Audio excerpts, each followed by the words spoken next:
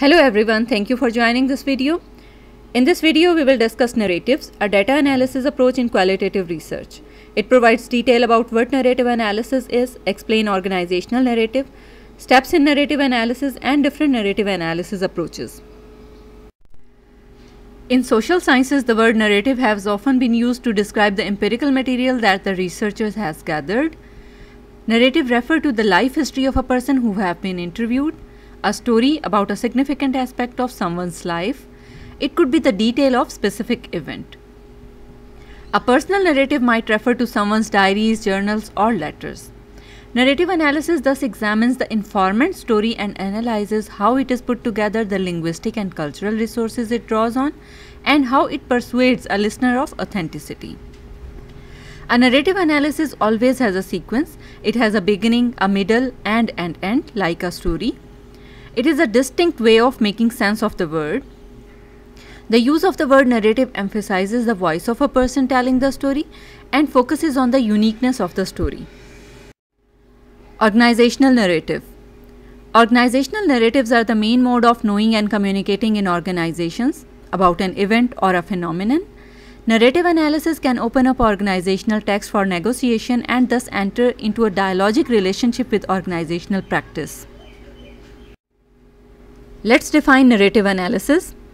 Narrative is a retrospective meaning making, the shaping and ordering of past experience. It is a way of understanding one's own and others' actions or organizing events and objects into a meaningful whole. It is a way of connecting and seeing the consequences of actions and events over time. Unlike a chronology, which also reports events over time, a narrative communicates the narrator's point of view, including why the narrative is worth telling in the first place. Let's have a look on the steps in narrative analysis. The first step is to identify a phenomenon that needs to be addressed. Second step is purposefully select an individual to learn about the phenomenon. Third step is to collect stories from the individual that reflect personal experiences. Next step is to re-story or recall individual story. Then collaborate with participants, storyteller in all phases of research. And then write a story about participants' personal and social experiences. And the last step is to validate the accuracy of report. There are different narrative approaches. The first approach is writing versus reading approach. Writing a narrative involves the use of one or more narrative structure to tell a story. The key task is to collate all the various materials you have collected in terms of interviews, field notes, documents, and to tell a story in a coherent manner.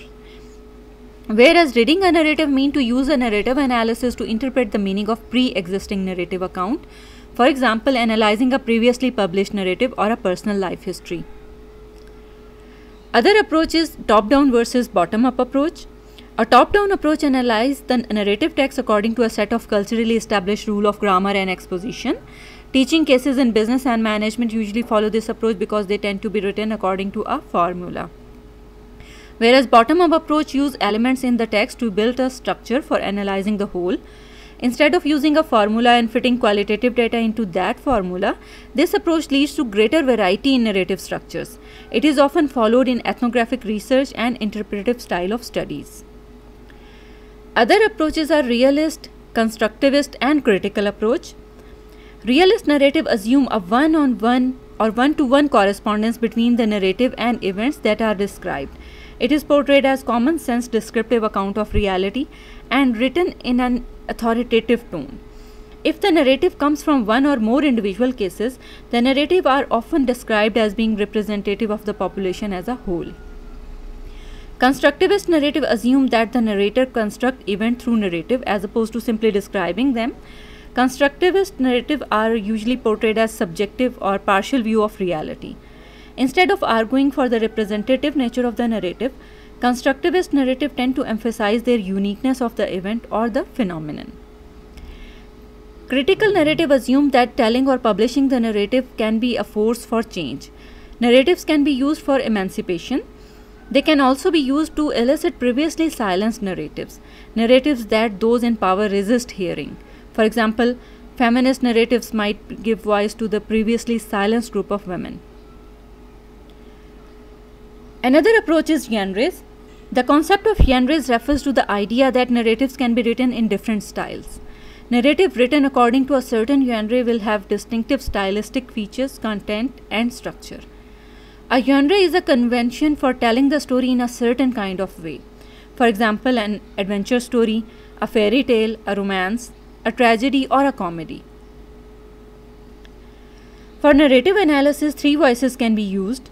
By writing in an authoritative voice, the researcher separates his or her voice from the voice of the narrator and interprets the narrator's story in the light of researcher's own cultural, institutional, and organizational discourse.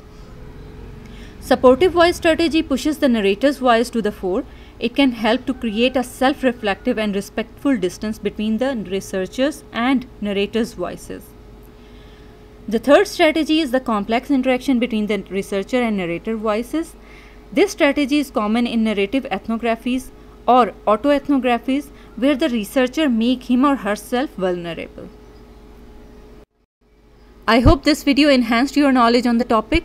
To receive updates about videos on the related topic, please subscribe the channel, like the video, and do not hesitate to drop a comment if required.